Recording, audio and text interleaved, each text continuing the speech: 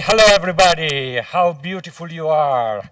Fashion crowd, all beautiful. I'm the only ugly one, but you need some degree of ugliness on stage. So we are speaking about supply chain transparency, which is a thing which is absolutely feasible and which should be normal today. At the Ethical Fashion Initiative, we have something which is called RISE Map, which is an electronic map through which consumers, with the click of a smartphone, can see the whole story of a product up to the single artisan that has worked on it. You can see the impact on the life of the artisan, the impact on her family, the impact on the community. So why do we speak about supply chain transparency so much? Why is it so difficult? Because it is at the very core of sustainability. Sustainability is about that. It's about a different idea of stakeholder value. Stakeholders are, as we all know, the investors, the employees of a company, but also consumers and the people in the supply chain. It's about a different concept of capitalism, of business. We call it conscious capitalism. It's a business with a higher purpose, and the purpose is people, and the purpose is the issues of society, the issues that create a problem of sustainability. Inequality is the first one, which causes insecurity, which causes conflict. These are the issues at stake which have to be embedded in the business models of today in order to be sustainable. So it's a call of action, this transparency, this sustainability, for conscious leaders to design new business models to embed these issues and to design, to enforce new company cultures. These leaders sit on a three-legged stool. One leg is law. You need law. You need a clear legislative framework for this, and you need a legislative framework which is enforced, which is effective. The second one is the huge domain of voluntary standards and good practices. Guys, we have a mountain of standards today. The jargon of sustainability is enormous. It's a whole dictionary. Every day you have a new definition, and everybody's speaking about the new definition, and you have not finished implementing the previous one. But the good practices, how to bring them together, is what matters. And the third one is consumers.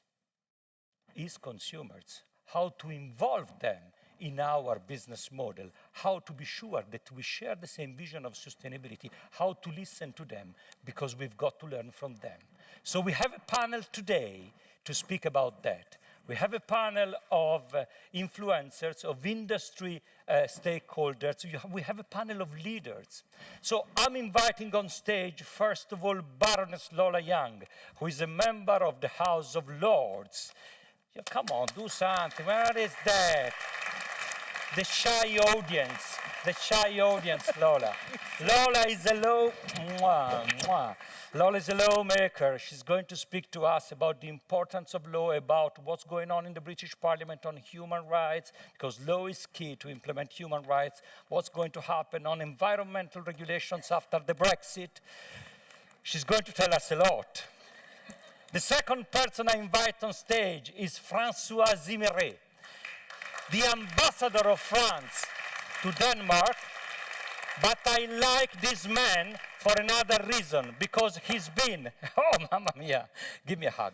He's been the ambassador of France for human rights for years and years, getting engaged in very practical fight to protect human rights. He's going to tell us about the law, which is a great piece of innovation in legislation, which is just passed in the French Parliament. And the third person I'm inviting on stage is Arnaud Soirat. Arnaud is a big man, physically and work-wise. Hey, hug, da-da. Arnaud is the CEO and Chief Executive Officer of a big company of diamonds, of precious stones, Rio Tinto. He's here because these guys didn't limit themselves to some standard, but they went much beyond the standards, putting in practice some good practices which are a role model for everybody. And last but not least but not last not, how do you say that? We have my friend Simon Platts.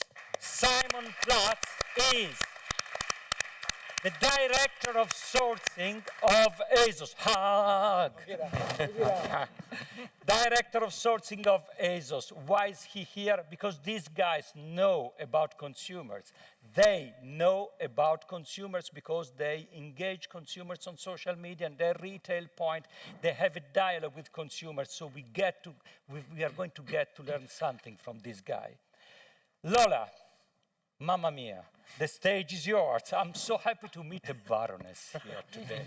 It seems to be in a movie. Hollywood movie. Where would you like me to start, Simone? From your engagement in the British Parliament, in the House of Lords, from the Human Rights Bill, which may be modified, the British Human Rights Bill, well, actually, slightly that. So thanks for that build-up. May I sit here? I'm not government, as it's something I always say before I start these speeches. I'm an independent, non-party politically aligned member of the second chamber of the British Parliament. And actually, principally what I've been involved in, Simone, is the introduction of the Modern Slavery Act 2015. And I know it's the kind of thing where everybody's eyes start to glaze over as soon as you mention legislation, because you think, how dull is that, you know, and you go on, well, Part 6, Section 54 and Clause 5C and all the rest of it. I'm not going to go into that level of detail, but there's a very important part of that which actually does directly relate to the issue of human rights. For me, human rights is the big umbrella term, and if we can't buy into an ethos which supports, extends and promotes human rights, then we're all lost. So within that, the issue around modern slavery and this particular section which deals with transparency in supply chains is to say that any company that has a turnover of £36 million or more has to report and make a statement about what they're doing to mitigate slavery within their supply chains. And I know ASOS and other companies that are present, Rio Tinto and other companies that are present have been working on these statements. And I know in the previous session just before lunch, one of the speakers said transparency laws weren't that effective. And she actually may be right, but at the moment in the UK, she's not right. So, well, I think it's not going to cure everything. It's not the silver bullet, as it were, but it is a useful anchor on which to hold something steady. And that holding something steady is to say that people should not be in forced labour conditions. They should not be in conditions which are dangerous to their health and indeed to their very lives, as we've seen in the past. So that transparency in supply chains, to me, is a really important, potentially instrument. Now, one of the things that you've said, Simone, is, well, you know, is it enforceable? And, well, there's no punishment if you don't do your statement, and there's certainly no punishment if you don't implement what you've written in your statement. So at the moment, what we've got is something which says to companies, please do this, and it'd be really great if you do this. It's in the law, and we want to help you to do this in the interests of having this sort of ethical and sustainable business models. So it is really important from that point of view. But the enforceability, maybe we'll come back to that. And I'd be interested to hear from Simon and other colleagues what they think about that, and particularly in the French context, you know, what's been going on there. And just one other thing, if I may, is the idea of collaboration is something that's been emphasized a lot today, and that's absolutely right. And I believe in that collaboration between parliamentarians, NGOs, business leaders, SMEs as well, not just big business, consumers. Everybody is part of that, and especially the workers. Now, you know, it's interesting that in this type of forum, we don't have that worker voice. We don't have anybody really very much from the global south saying to us, well, this is what it means to us, global fashion and ethical and sustainable fashion. So we need to think quite carefully about that. But I think, you know, the issue about technology is another important area, because this could help us to monitor what is actually going on. As I say, at the moment, we can't punish people, but what we can say is, look, you haven't raised a finger to do anything around this. And we know there's thousands of companies who haven't yet produced a statement. You haven't raised a finger to do this. And guess what? We found something really interesting in your supply chain. So what are you going to do about it before it gets to the press, to Twitter, to other forms of social media, and so on and so forth?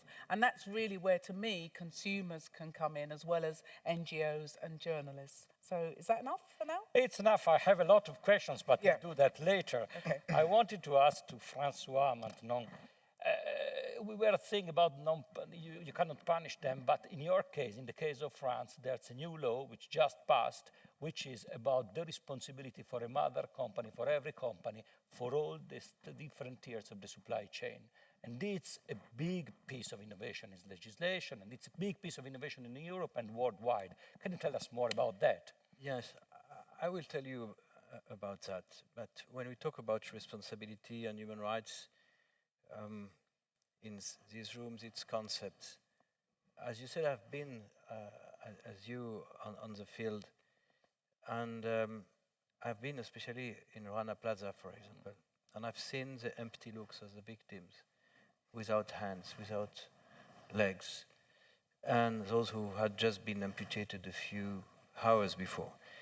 And it was not concept, but realities. And I had the feeling that these people, they did not suffer the collapse of their building only, but the collapse of law. And they are really the fashion victims, I mean the victims of fashion. Victims of our indifference, and I'll come to the law, because there is a very tiny margin between ignorance, because most of the consumers don't know in which conditions the garments are produced, ignorance and indifference, and between indifference and complicity. And because we don't want to be accomplices, we have passed this law, which is very recent. It has been passed in late March, 27th of March. And this law obliges all major companies to establish and publish every year with their accounts a due diligence plan, a due diligence to express what are the precautions or the diligences they will take to avoid, to produce, especially for subcontractors, to guarantee that the subcontractors will not produce in their name in violations of fundamental rights. And this is very important for what? First, because it creates a public awareness. It will put everything on the table. It contributes to shift from CSR, corporate social responsibility, to consumer social responsibility, which I think is key.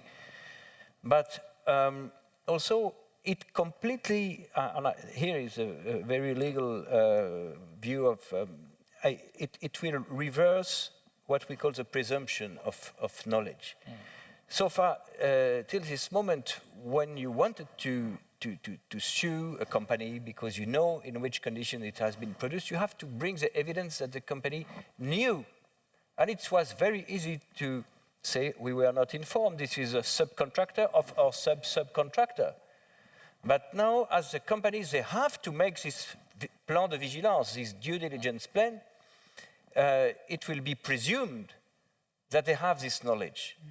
So all the arsenal, all the toolbox of criminal offenses which already exist in our legal framework can be used, combined with this new law, and for the first time we will be able to seek the responsibility, even the criminal responsibility, of the persons who have deliberately accepted to be ignorant, that means indifferent and complicit. So this is a great change, and I hope it will set a new standard. A new standard for the European Union, surely, but maybe for the whole of the world. It's an incredible standard. Yes, but I think contrarily to what has been said recently in the EU level, in the top EU level, I think that we don't need a special new law in EU to prevent importation of goods manufactured in violations of human rights. Yeah. We only should consider that the money laundering law should apply in such case. Because money laundering is recycling the fruit of an offense, of a crime, in the normal economy.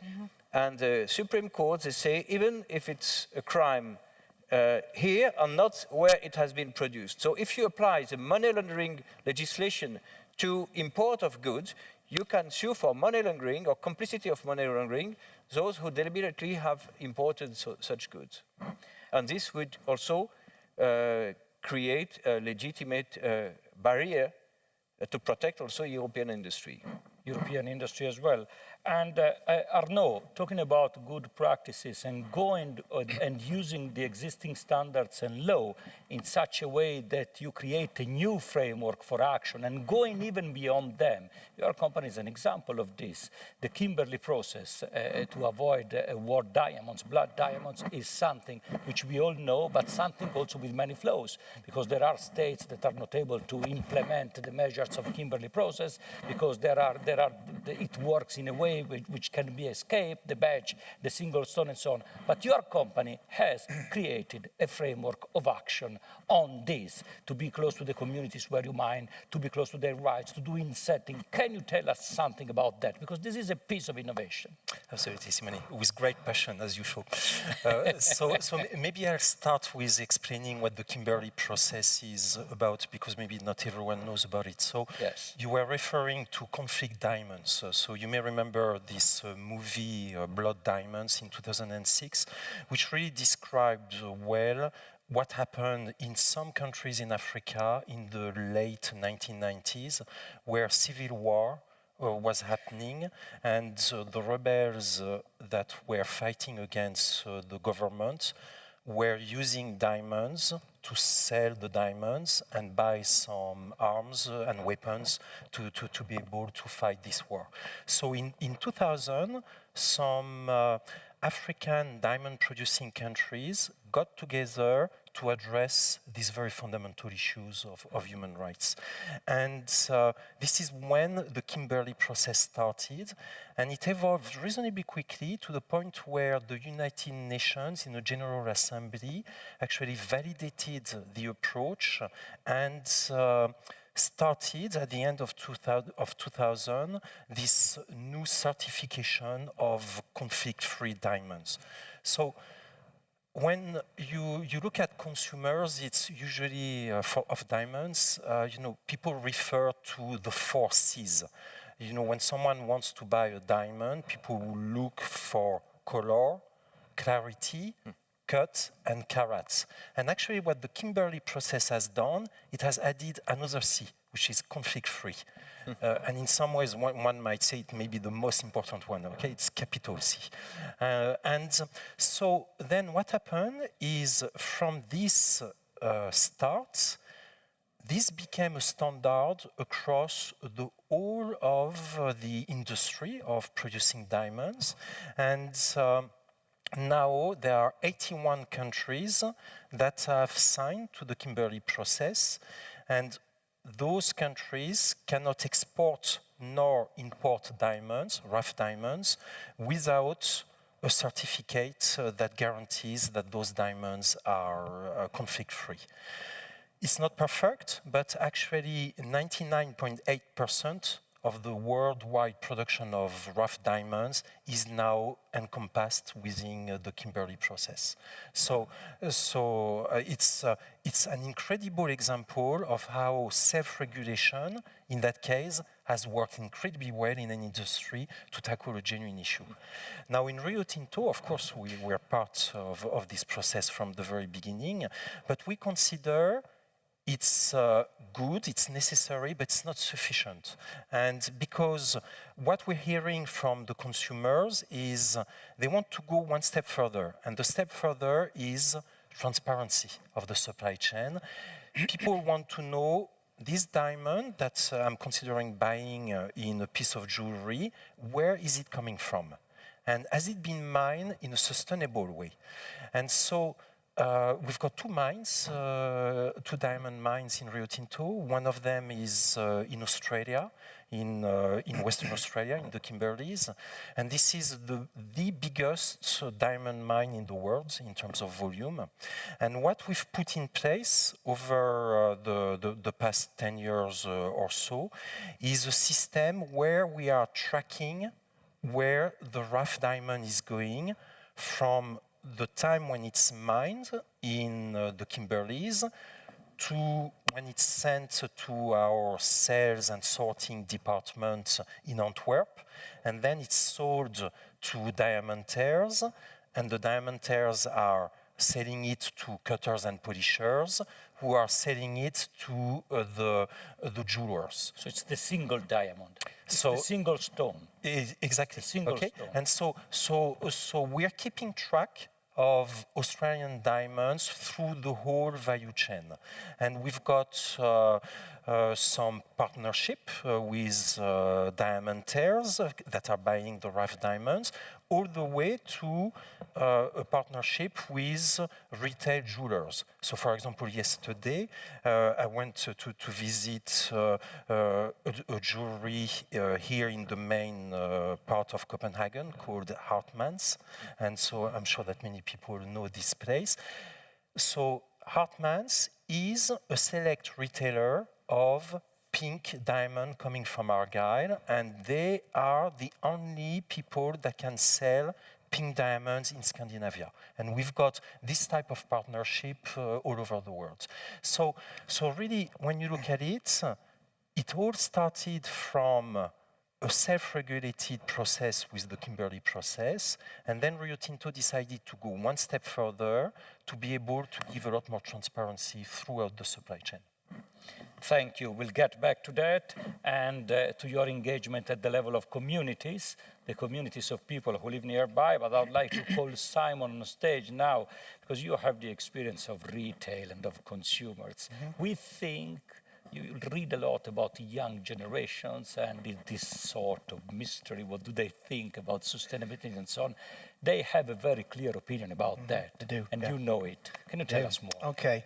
Well, just before I go into too much detail on that, I just wanted to put a statement out there that's something that's been talked about and will be talked about while we're here today.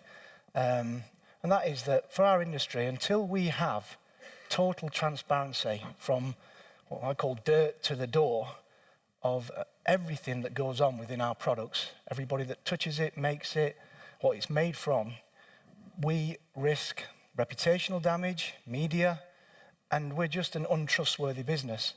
So this is not an option, I don't feel, for any business. I'll talk a little bit about ASOS, but for any business, it's not an option.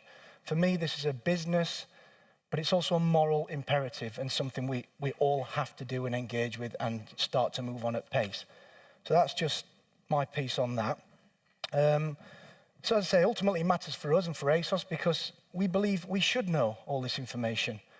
But we also know that our customer cares. We target a 20-something customer with the fashions that we sell, whether it be the ASOS own label production or whether it be the brands that we stock and the edit from those brands.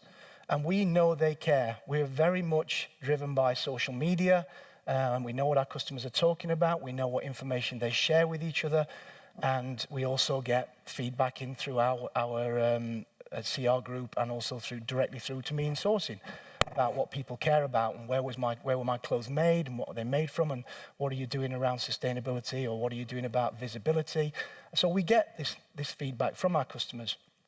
And we embrace it, and we're pleased to know that our customer cares. That's the millennial at this period. Obviously, in the future, Generation Z, I think they're going to care even more, and it's going to be even more relevant to that customer, which is the customer that we want to engage with. So, as I say, for us, it's an absolute business imperative. And if we don't do it, then, and not just if ASOS, but if the industry doesn't do it, then it is going to get disrupted. It's time to disrupt or be disrupted. And we know as the world takes on even more around social media, it's great as it builds up and talks about great things, but it can also talk about not so good things, and that can do a lot of damage. So this is the right thing to do, but it's also something that we believe our customer cares passionately about. We've started the journey. We know we've got a lot of work to do. We've put our human rights on slavery statement on our PLC site, and I would honestly encourage you all to have a look at it, and others, and see what we're saying, because it tells you what's going on out there. We've not hidden anything. We've said there are issues there, and this is what we're doing to address them. And these are some of the timescales around how we will address them and how long it may take, because it's not simple. It is quite difficult to break open a supply base. But I also believe at ASOS we have an opportunity. We stock around 850 other brands on the ASOS website.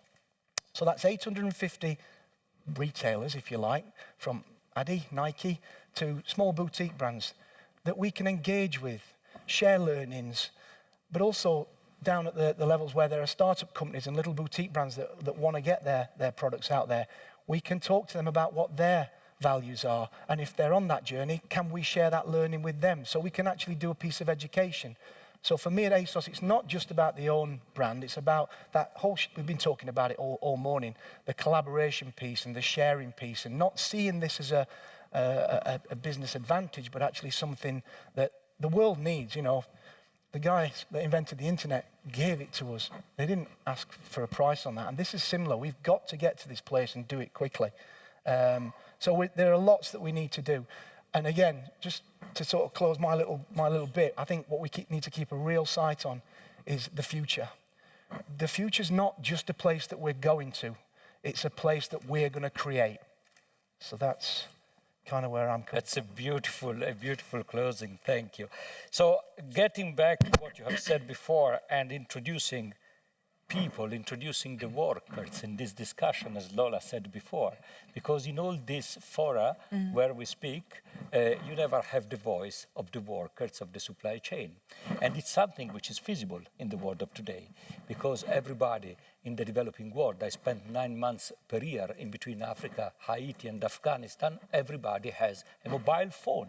Everybody's connected to the network, to the social media. So it's easy to get the voice of people vehiculated to everybody. And there are also tools to do that. For instance, impact assessment, which is a process of social investigation through which you go to the communities where you have the work and you see what is the impact of the work you bring about on people, on the community, on the social, on the fabric of society.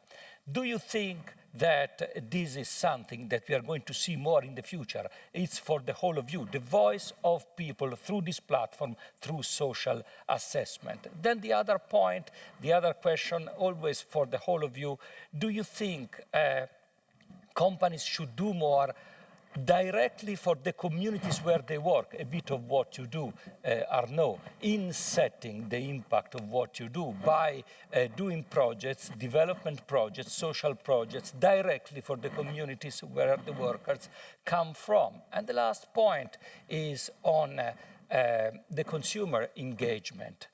Do we engage them, transparency and so on, but do we need the stories of the workers? Do we need to create an emotional connection in between consumers and people and the artisan and the workers in the supply chain? Do we need to do that?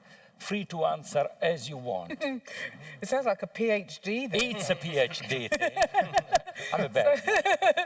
No, it's I'll try and be quick, so to shut me up if I go on for too long. No. Voice of workers, there's no excuse for not hearing the voice of workers, because as you say, even in some of the remotest areas in the bush, you will find people with mobile technology, mobile phone technology. So there are, and a number of organisations have developed apps so that workers can report what's going on and so on and so forth. Two things. One is that we have to make sure that those workers that are doing that are protected, so they're not penalised for, as it were, blowing the whistle. And I can't remember what the other point I was going to make about that was, but I think, the other, no, I can't remember, it doesn't matter.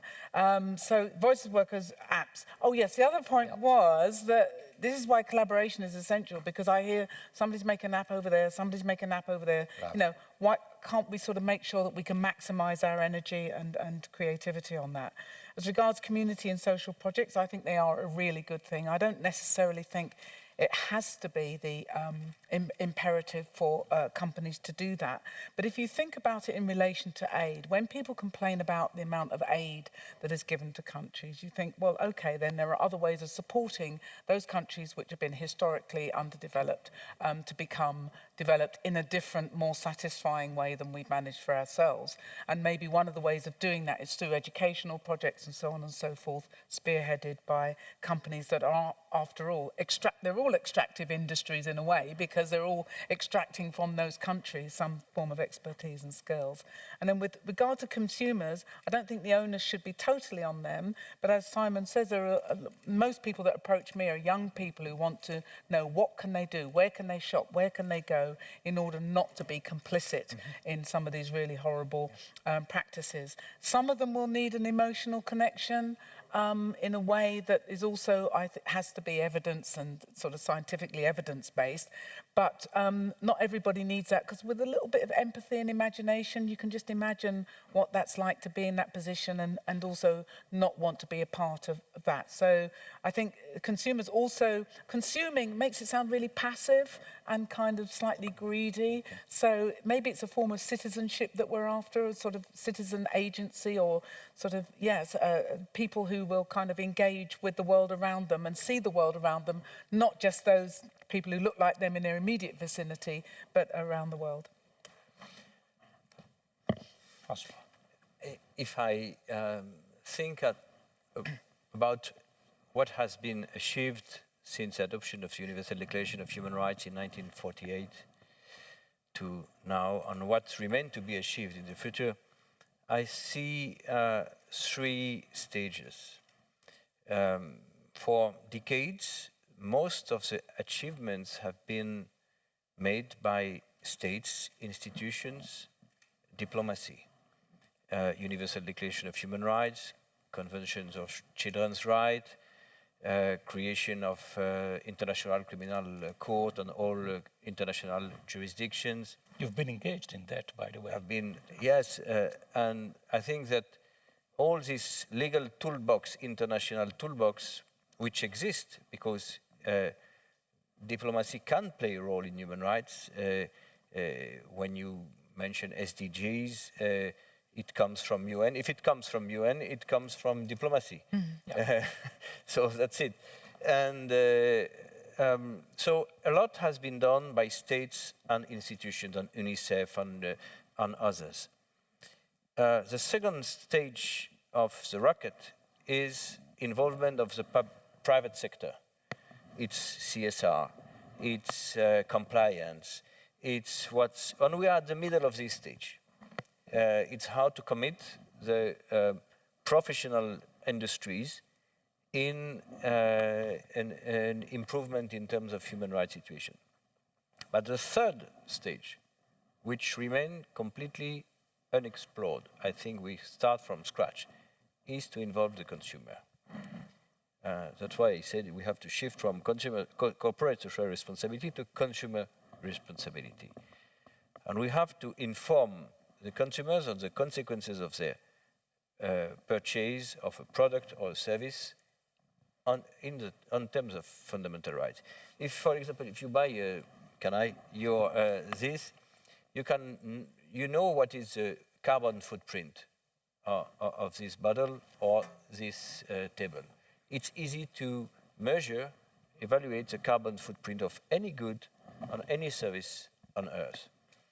But we don't know how to evaluate the human rights footprint, and we don't know how to put that to the public knowledge.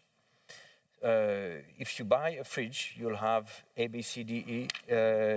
If you buy a car, you'll have the stars of the crash test. But if you buy a garment, you don't know how many stars. What is the impact? If we are able to inform, to bring all this knowledge into a few stars, a few colors, or 5 letters, and put that to the public knowledge, we have a huge leverage to improve the situation.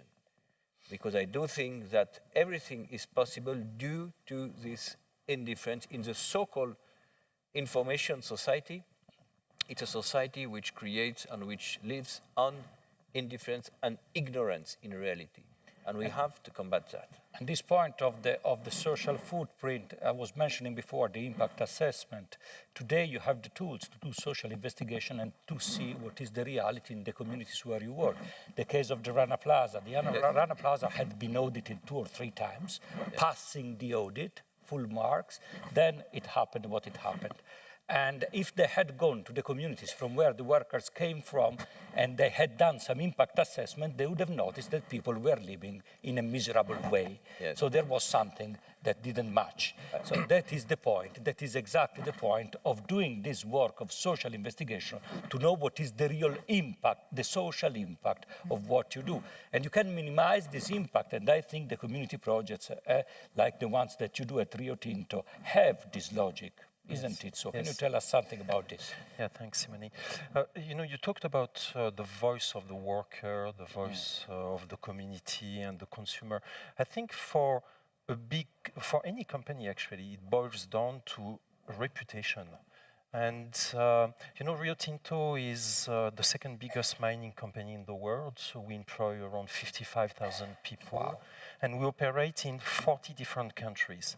And we take our social responsibility extremely seriously because it's all linked to what is called the license to operate, which essentially nowadays we see it more as a privilege to operate. And we clearly understand that we are only as strong as the weakest link in one of our operations in one of the 40 different countries. Because we've got only one privilege to operate, which is a global privilege to operate. So therefore, as such, when you put this into the context of sustainability, sustainability is completely at the heart of who we are as a company. Now, I know it may be a bit of a stretch of imagination for some people because many people would consider sustainable mining as an oxymoron, okay? And because, you know, fundamentally, mining is about taking some resources somewhere in the world, extracting it, and then in the most sustainable possible way, and then converting it into the goods that we all need to live and we all need for human progress. So I really believe actually that it's not incompatible because sustainability in mining is not about the what, it's about the how we're doing it, and how we are really working beyond the laws and regulations, developing standards so that we aspire and we meet excellence in both social, environmental, and financial perspective. So if you look at this, what does it mean, for example, our workers? And when I say our workers, our employees, it's not just our direct employees, it's also the contractors that are working and sometimes even the subcontractors of the contractors. So we put a lot of emphasis on safety, health and safety. This is in some ways the first fundamental human right of someone that is working in our operations has got the fundamental right of being trained, of being supported in order to do his or her work without being injured. And mining is actually an operations that have got genuine risk. And therefore, we put a lot of emphasis on training our people to the highest possible standards. I have a very bad question then. What happens if diamonds are replaced by man-made diamonds? And we close all mines, so no impact whatsoever, and we have them create, they are as beautiful as the others, it seems. Yeah, and look, it's a very fair question, and some people are actually actively working to develop man-made diamonds or synthetic diamonds. So we don't, in Rio Tinto, we don't produce synthetic diamonds because our business is about mining. We don't have any problem with it. You know, there is a place for natural diamonds as there is a place for synthetic diamonds. What is important, though, is that the consumer can buy knowing where the diamond is coming from. Okay? So back to the transparency of the supply chain.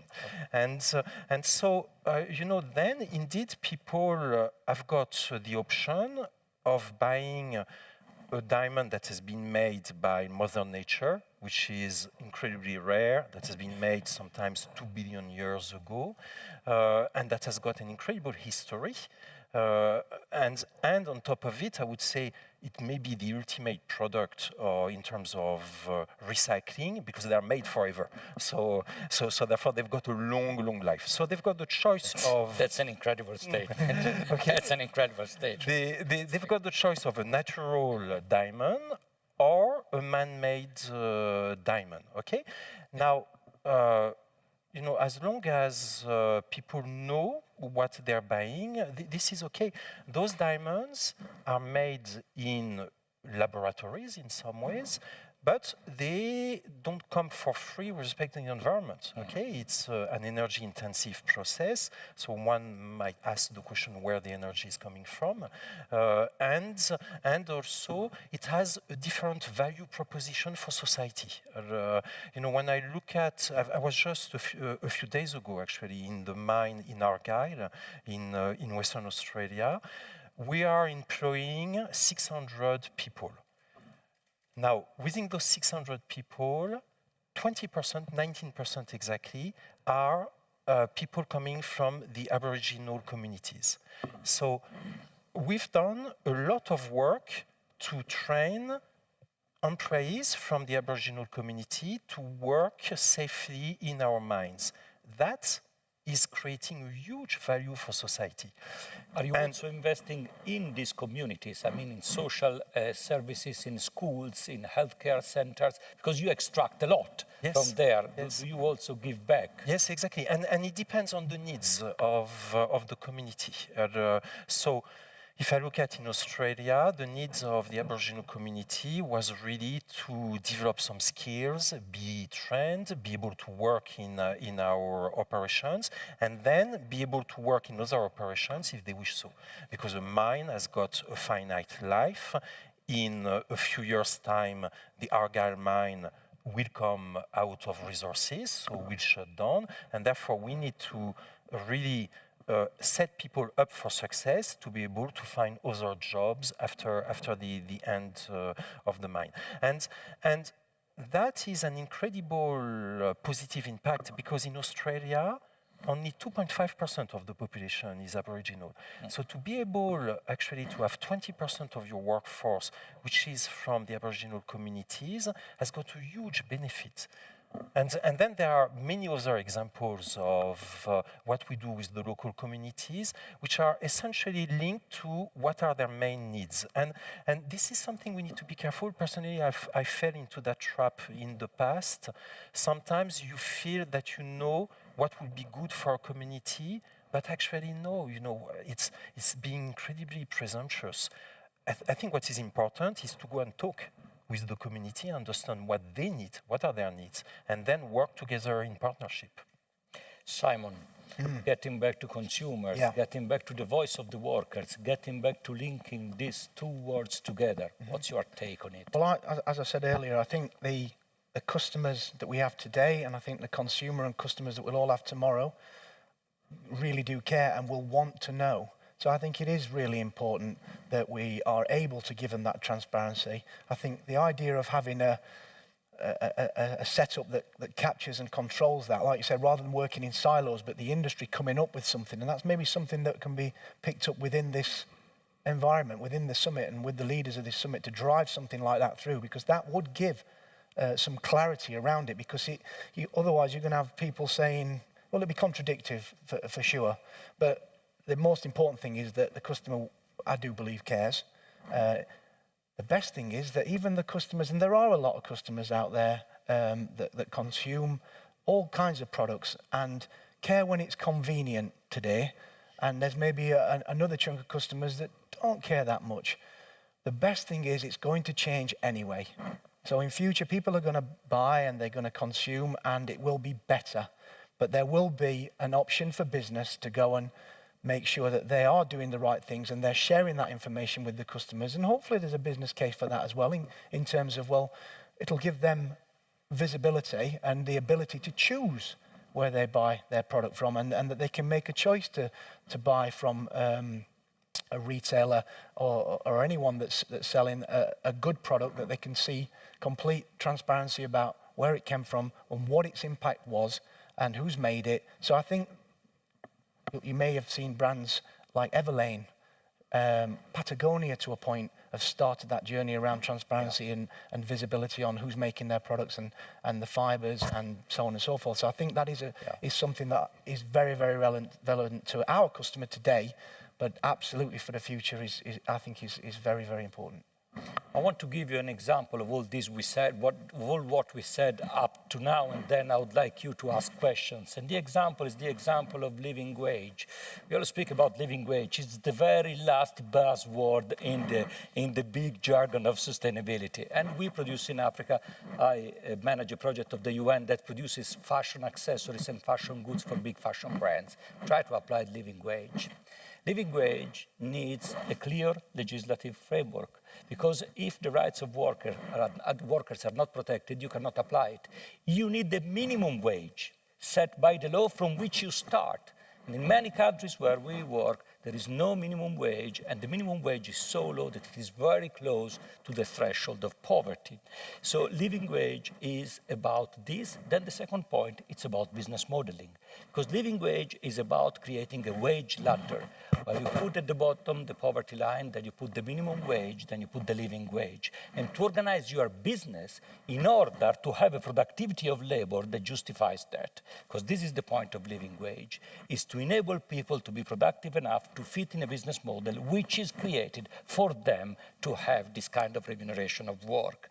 All the points that we touched here today are in the living wage discussion, including the involvement of consumers. Because when you have to put the price of the living wage on the products and they're a bit more expensive, obviously you have to explain that and you have to involve consumers.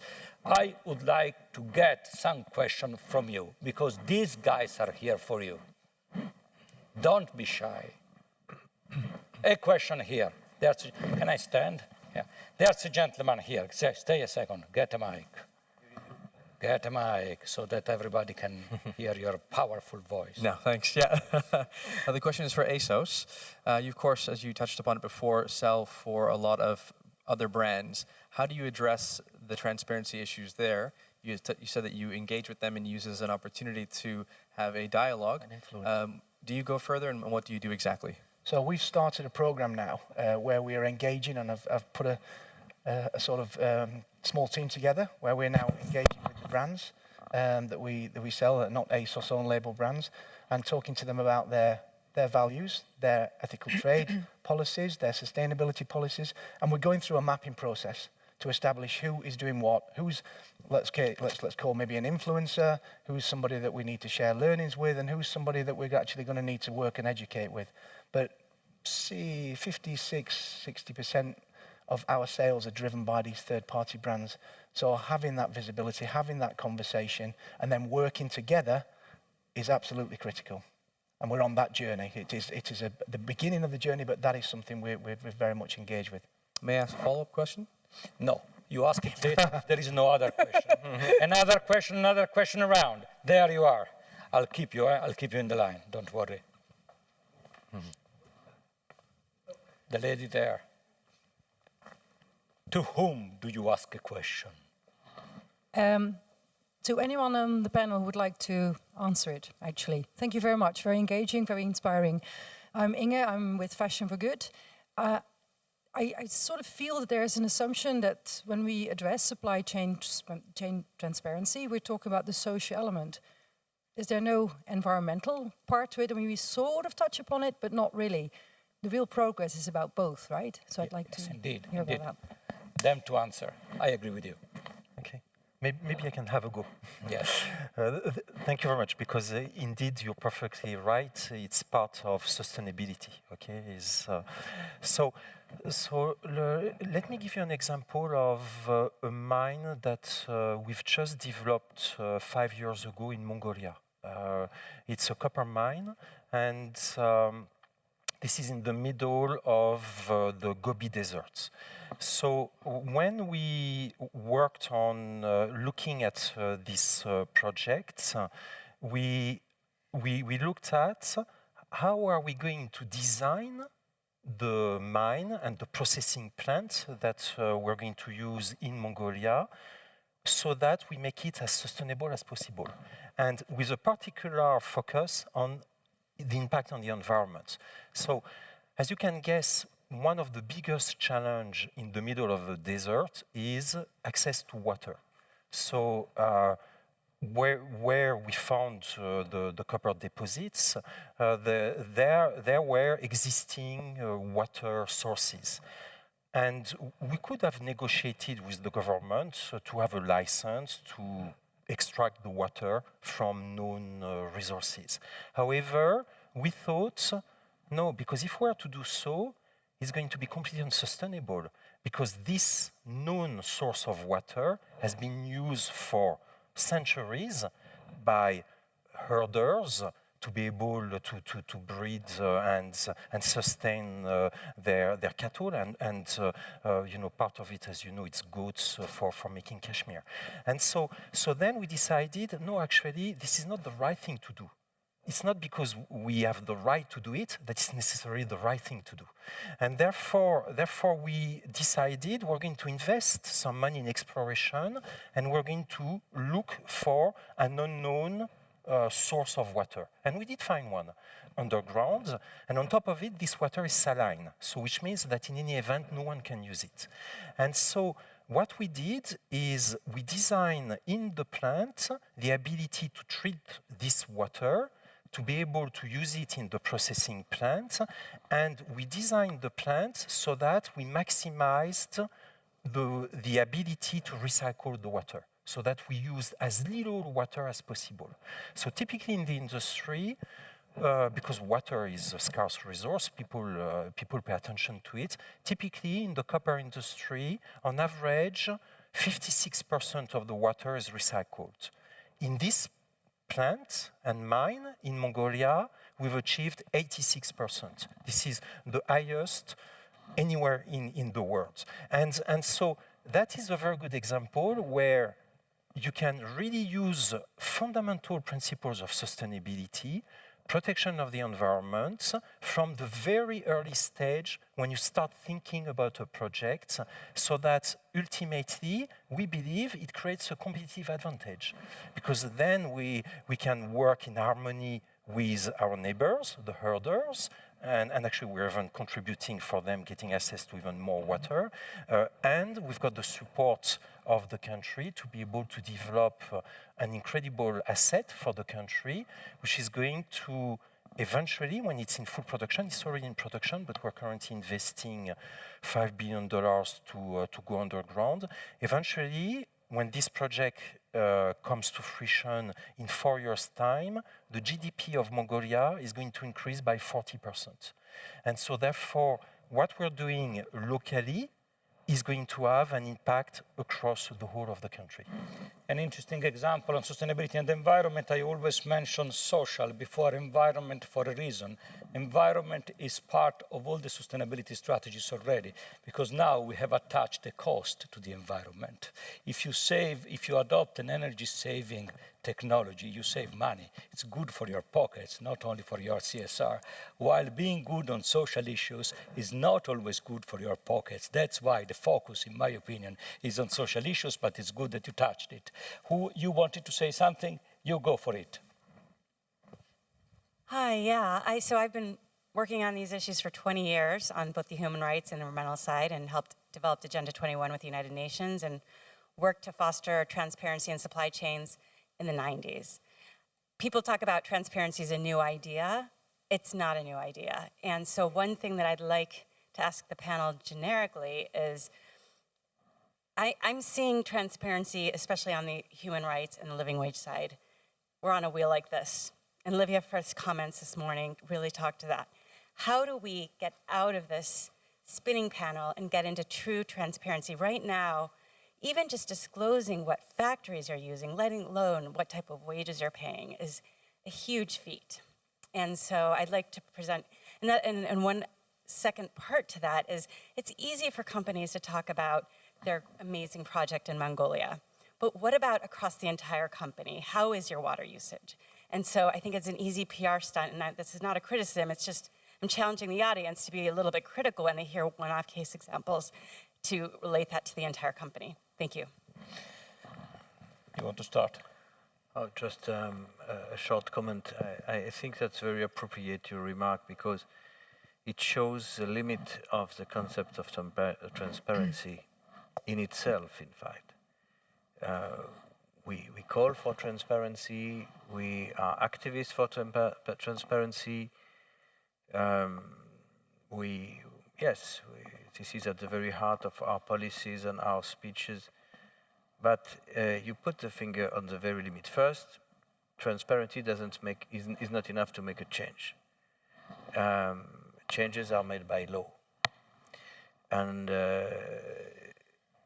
second, transparency in itself is a concept which deserves to be explored and sometimes limited or contested. I don't want to be in a kind of totalitarianism where everyone could know everything of, and we are in this era, which is another problem of human rights. Where I think that there is a right not to know, the right to ignore some things, the right to secrecy, to privacy, and these are basic human rights as well, and have to be defended because they are under threat in our times. And this trend of transparency, like if it was a religion in itself, has some positive aspects, but some very negative ones as well. And I think that we should combine it with the true one, which is liability and responsibility, and talk more about responsibility, personal, criminal, financial, than transparency, because there is a kind of moral, aspect, connotation in this word transparency, which I think is a little embarrassing. And we should more focus on making changes to avoid this kind of circular thinking, which you describe very well, and really make a change. Changes will happen when we will have laws and when these laws will be enforced. And enforcing law means, unfortunately, having people in situations where they have to respond before a court of their acts or of their lack of acting. Do you want to comment on this? Yes, I think it's an interesting point, and I think that the religion thing is a funny one, but I would certainly say there's a whole industry around transparency, Absolutely. which is potentially quite pernicious, because what it does is say, you set up a consultancy, you charge X thousand pounds or euros a day, and you say, I will write your transparency statement for you, actually, or help you to do that. And then you sort of just fill in the gaps. You put ASOS here where we've had XYZ company before, and, it becomes a tick box exercise. And there are some quite dubious players in that we've noticed already with regard to our legislation. The use of the term, I guess it shows the power of something or other. I mean, when we took on that term, transparency in supply chains, we very consciously copied what they've done in California, but tried to build on that and make it a bit more robust, however successful or otherwise you think that is. So it'll be interesting to see how others do it. In a way, it is a dodge, because what you're talking about in terms of liability and responsibility those words have connotations in terms of criminal acts and lack of responsibility and so on. Whereas if you say somebody lacks transparency, well, it's hardly a big deal, is it? I mean, what are we worried about? So I do think there's a flaw in that. But these things will evolve, and I don't think anybody has said that it's only just started, this idea about transparency. And indeed, somebody mentioned the transatlantic slave trade this earlier before lunch, and I think it was the barrister on the last panel, and she said there was nothing about transparency, wouldn't have done anything for that. But actually there were some interesting consumer moves around the transatlantic slave trade, including having bowls marked, the sugar in this bowl was not produced by slaves. So there was a kind of sort of early form of transparency even then. And again, I would say that but very importantly, legislation was absolutely critical in that, even though that was flouted for many years to come. And again, slavery, enslavement, we can play with words. We can play with words for all, for as long as we like, but at the end of the day, the person who's at the sharp end of that, the people that you saw who managed to survive Rana Plaza and elsewhere are not interested terribly in the semantics of it. What they want to see is something done, and I think that's what we have to put our minds to. We are all in agreement on one point, guys, that the question is there. Respect of human rights and fair labor conditions are the basis for a sustainable industry. And this industry is not sustainable today in this sense. That's a matter of fact. Your question. Thank you. It's mainly a question for Simon, but obviously anyone else who wants to comment. Obviously, commitment to transparency is a commitment to improving standards and eventually commitment to a living wage. And there were two really interesting stats this morning. One was that on average, workers earn about half of a living wage. And the other was that in order to double workers' wages would be a price increase of, would be about €1.35 on a €25 item. So, you mentioned millennials, and we know that they're very conscious citizens, but they're also quite price-conscious consumers. So what are the conversations at brands like ASOS and other brands on actually adding that $1.35 or whatever to the price of a garment? I think that the biggest thing around the living wage and minimum wage is the true understanding. And obviously we heard from Livia and Lucy about this report that's been published, which is going to be well worth a read. So we understand, and it's about that stepped approach to understanding what it is that we're actually trying to get to, and then what does that mean to a business that has shareholders, for example, who are accountable. You're accountable to the shareholder for the profits, and there's maybe something to look at within a business and how it operates and how it deals with its shareholders, in terms of being able to make such a big change, rather than just saying, we're going to do that, yeah. So there's a lot of information gathering and a lot of understanding before a commitment can be made to something that's literally, we're just going to put all the prices up, the customers will pay for that, and da-da-da-da. It won't happen overnight. There's a lot of work needs to be done, but it's absolutely something that, I've just been talking with a couple of people that are here with me from our company, and something that we think we need to take back and look at how that works. But I don't have an answer as, we'll do that tomorrow sort of thing at the moment. Listen, we apply living wage in our supply chain, not everywhere, where we can. Where we cannot, we have a wage ladder to go towards that. The issue is exactly what Simon said. You don't have a straightforward answer. You have to apply it within a business model. What worries me about this huge talking about living wage today is the fact that it has become a buzzword, but you have to get the meaning to this. And the meaning has to be a business meaning, and has to be a meaning for people in the respect of their rights. So to bring together these two dimensions, I had a workshop with the board of directors of one of the most important companies in the world that applies this in California a few months ago, and every company, every business has to find its own way to apply that, because it's a matter of engineering the business model in order to do it. But it's a key point in the world of tomorrow. If you are not able to engineer your business to do it, you don't talk about capitalism with a higher purpose. You talk about the old capitalism. There was somebody, Madonna, so many questions. You, because you are in the first row. Mamma mia. I have a question around, and it's mostly for Rio Tinto and ASOS. I haven't heard us discuss consumption. Because on one hand, we call sustainability and address all the issues, but there are issues by creating demand.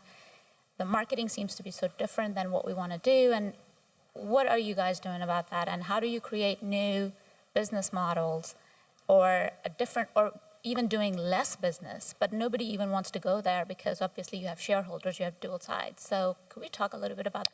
Well, I think we've probably got two slightly different angles in terms of, we are a business that is offering product to our customer, and we want to give them that choice and give them the ability to buy more. The biggest thing and the biggest change around that part of our business is the circular economy part of it. That's an absolute must. Having a linear approach where you pump things out there and there is no consequence to you at the end of that process is not sustainable. It's not what customers will want. It's not what a business can have. So starting from that better place And again, the first speaker this morning, I just thought was made some really incredible points around understanding that, you know, doing less bad is not good, and that actually we need to get to a really good place. And then we don't set ourselves a target of 0. It's just these simple things, but that really resonate. And then we start, we go, and then we take back, and then we've got reuse, we've got recycle, and it goes again, and it goes again. And technology will embrace that, and that's not just technology from a point of view of how we deal with customers and deliver our products, which will get more efficient, which will create more sustainable aspects, but also technology that's going to push through the changes we need to use less water, to use waterless dyeing, to give us the genes we want with all the effects and the rips and the damage, but without the chemicals and without the water usage. Technology is working alongside us. Maybe at scale, a little bit behind, in my personal opinion, but it's coming and it's gathering momentum, and that will help take this to, you know, the next level that we need to get to. So for a business like ours, which is selling clothes, and we want to sell clothes, but we have a responsibility to do something about the end of life and go again, and there will be. Like you said, we're not planning for end of life, we're planning for, I wish we could do it as human beings, get to a point that you go again. You go again. May come. Arnaud, do you want to say something here? Sure. So look, in terms of, just to build on what Simon discussed about recycling, let me take an example. In the previous business I was in charge of in Rio Tinto, in aluminium. Aluminium is a material, a metal that can be recycled ad vitam aeternam, okay? Unlike some other type of metals. So therefore, the very fundamental question of recycling is very prevalent with aluminium. And if you look at the production of aluminium metal started 120 years ago, it's estimated nowadays 80% of the aluminium that has been produced over the past 120 years is still being used. So it has gone through many, many cycles of usage, then recycling, and then being transformed again. So it's really something that we work a lot with. Not so much our customers, but more the customers of our customers. Because when you produce aluminium, you sell it essentially to businesses that are transforming it to sell it to the end customer. And there is a lot that has been organized throughout the world. So it's not just one country, as the lady mentioned over there, but it's actually global, in terms of recycling aluminium. Now, you may have heard that, for example, Apple has said, well, eventually we want to get to a point where they are going to use only recycled aluminium, which is great. The thing, though, is the aluminium is being recycled nowadays already, okay? And so therefore, one needs to look at to make sure that it's fully sustainable. And when you look at the growth of population, when you look at many countries getting out of poverty, then the demand for aluminium is going to grow. And it's growing typically 3 to 4% per year. So even if we were perfect in recycling all the aluminium, it wouldn't be sufficient. You need to continue bringing some aluminiums in the market to be able to face with the demands of all of us having an iPhone, for example, a mobile phone, okay? The key, though, maybe I will just conclude on this, the key is to make sure that every single new ton of aluminium is produced in the most sustainable possible way. And the one question, the most important question I would say with respect to the environment, it's global warming. It's the impact of greenhouse gas emission. And what is it that we can do as a company without being regulated, actually, but as a choice? Rio Tinto made a choice to reduce its carbon footprint. And in the business that I was in 7 years, we reduce our carbon footprint for making a ton of aluminium by 47%. And that goes beyond legislation. The legislation. Thank you. I know that we have to close, but I would like to do a thing. I would like to take all the remaining questions together and to give a round of answers very, very fast. I'm sorry for that, but I have to do it because these people look at me. So we had you, where were you? There was a question there, then a question there, the two of you stop, and then you have the last question. You have the right to the last question because you wanted to ask it before. So the three of them, but you ask your questions and we answer all together at the end, okay? So go for it. Okay, I had a question for Lola and François, because I've heard a lot about legalization and laws. And on the 27th of April, the European Parliament approved a report in which he calls the European Commission to come up with binding proposals for the clothing industry. How do you think about that? Boni, fermi, Boni. We answer at the end. Another question, all the questions together. You, answer. Question. You, yeah. So I have a question for the same people about the legislations that you briefly introduced to us today. Do you think they will help keep brands like ASOS or other huge clothing retailers accountable for most vulnerable workers in the clothing supply chains around the world? Thank you. Your question. Hi, thanks very much for a great presentation. My name is Vicky Brennan from Proudly Made in Africa. This is a question for the corporate representatives on the panel on supply chain transparency and engaging consumers. So we've heard lots of fantastic things, but I want to know when ASOS will put codes on their garments so that interested customers can trace their product back to source. And then for extractives, would you implement something like the Prisco protocol? So it's a very lengthy supply chain, but if a consumer did want to know where the diamond on their finger came from, would they be able to trace that using a protocol that already exists? And when will you implement them? Thank you. Thank you. You have the last question. It's your second one, so it must be very short. It is very short. It was a follow-up question, actually, to Simon. And that was really the brands that you have worked with and engaged with on sustainability, how are they responding to you? Good. Lola. Yeah, actually, I didn't hear the first question. That's what I was trying to say to you. So, but I'll kind of just make some general remarks. I think Britain leaving the EU poses some real questions around how we engage with any legislation or regulatory mechanisms that are developed there with regard to traceability and supply chains. I don't know if that addresses your question, but that's what I'm going to say about that. I heard you say EU. And then I only heard a little bit of the second question as well, which was about clothing in the supply chain and whether the legislation that we've been developing is able to call people to account. Was that kind of the gist of it? Something like that. Anyway, as I think I was saying, we don't have, unlike the French legislation, which I'm really pleased about and want to know more about, we don't have any kind of punitive measures for companies. And indeed, we can't even monitor at the moment which companies have complied with the legislation, since we don't have a register of all the 17,000 companies that may be caught under that scope.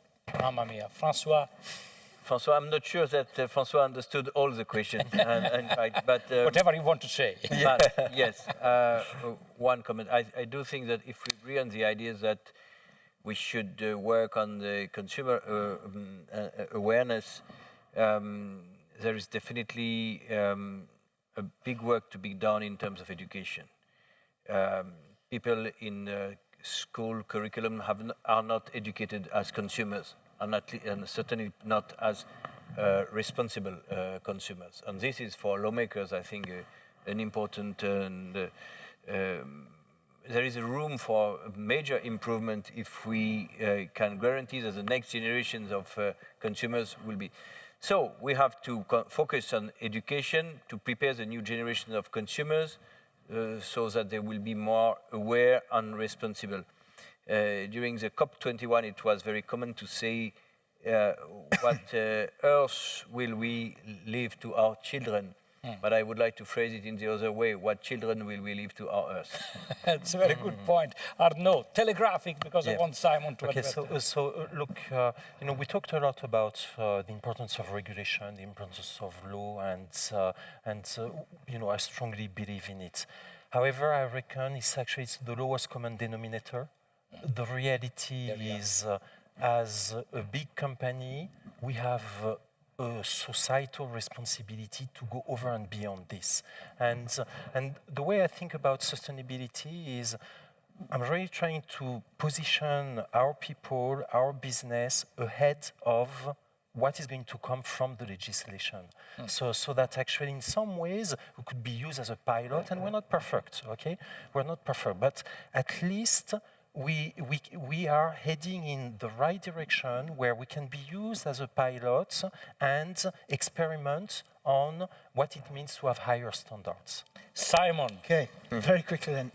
Absolutely would welcome legislation and law to push things through and to hold people accountable, but I'm not going to wait for that. We need to get on with things, and we should be doing this anyway.